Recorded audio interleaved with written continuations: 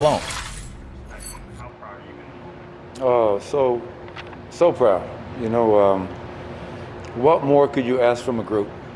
What more commitment, sacrifice, um, just everything in the last 82 days that our team has gone through, the history that we've made, the adversity that we've faced and never ran from, embraced it, owned it at times. So it's, from a pride perspective, couldn't be more proud. My message to our guys is, remember this feeling. Last year, Game 7 against Portland, use that as motivation. I think all great teams and champions have to go through the pains of losing. And nothing is handed to you in this business. And we're making steps. We're moving in the right direction with a great group of guys. I wouldn't want to be with any other group. I love our team, I really do. So proud. Came up a little short, obviously. Give a lot of credit. Have to give the Lakers a ton of credit. Frank Vogel and their staff did an amazing job. All their players, and my relationship with LeBron.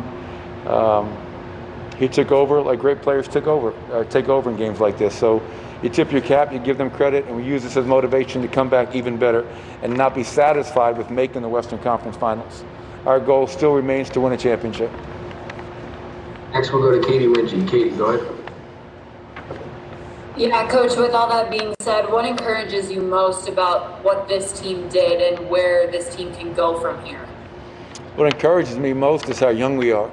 What encourages me most is drafted and built this team from an organic method.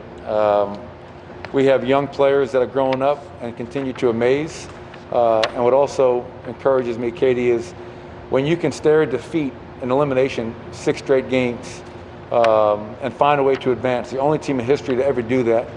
And this matchup, they beat us 4-1. They're a really good team. They're in the NBA Finals for a reason. But I think this series is a hell of a lot closer than the 4-1 would indicate. No silver lining, but I'm encouraged by the growth, the maturity, and development of all of our players.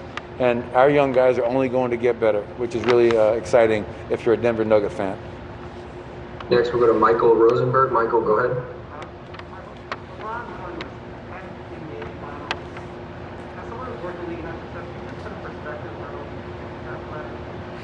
Yeah, it is incredible. And when you just step back and look and marvel at what LeBron is doing at this stage of his career, how he continues to find ways to improve and get better and take whatever team he's on to new heights.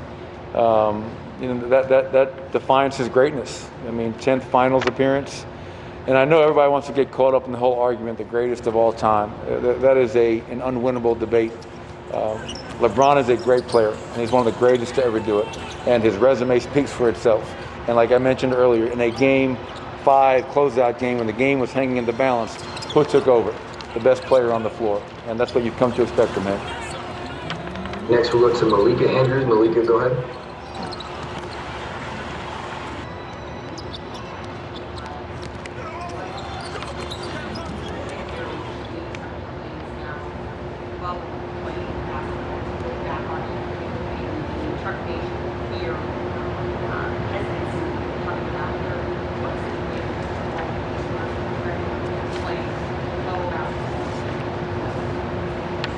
Yeah, it's a do your job mentality. I think when we got word that the league was going to resume, there was a lot of excitement.